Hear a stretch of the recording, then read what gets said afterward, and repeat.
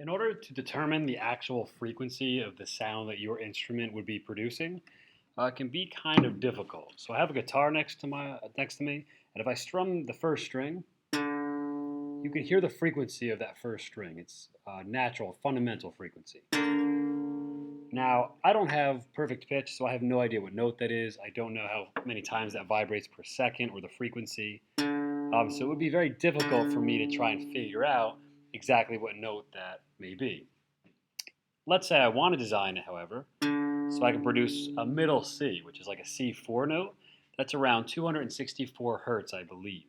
So I don't know what this frequency is, but I'd like it to be 264 or right around there. And that's where Audacity comes in. When you first start Audacity from your applications folder, you'll see it's fairly straightforward. We have a pause, play, stop, etc. We're going to use the record function. We're going to record one strum of the note, and then we're going to analyze that to try and figure out what frequency it may be. And Audacity is actually a pretty powerful program, and it's going to be very helpful with that. So in order to record, I'll come over here to this record button. It helps if you do this in a very quiet area, but I'm going to record this. When I hit record, I'm going to just strum the note, and then I'm going to stop that recording. And hopefully I can capture that note.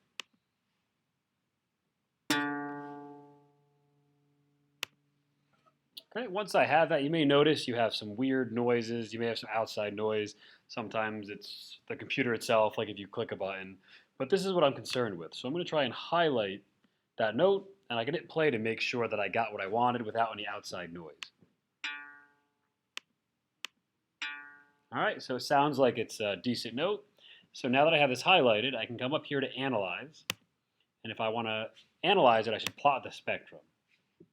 Now these are usually, I believe the default is usually linear, and I don't know what this may be. This may be like 256.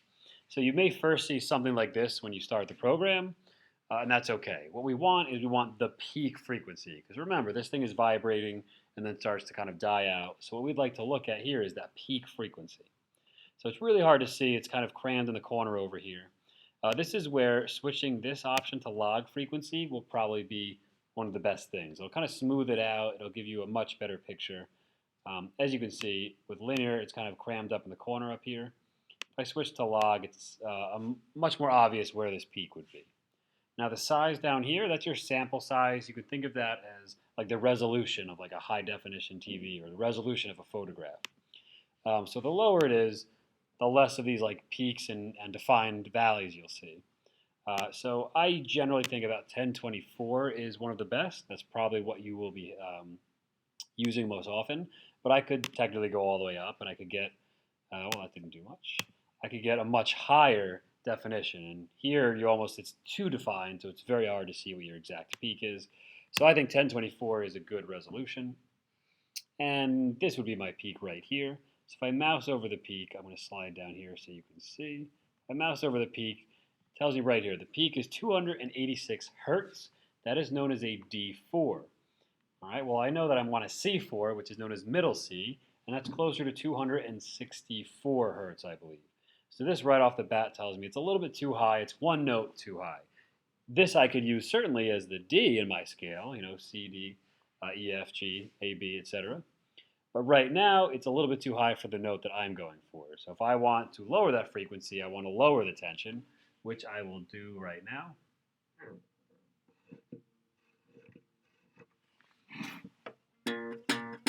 So I've lowered the tension just slightly. I will close this out. I know right now that my peak is about 286. So if I go back in, I can highlight this and delete that. I'm going to do the same thing. Now that I've lowered the tension, I have a lower note. So I'm going to record it again.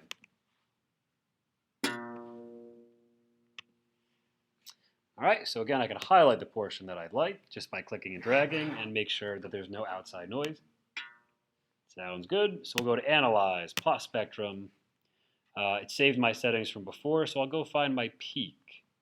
All right, my peak right now is 256, which is in fact a C4.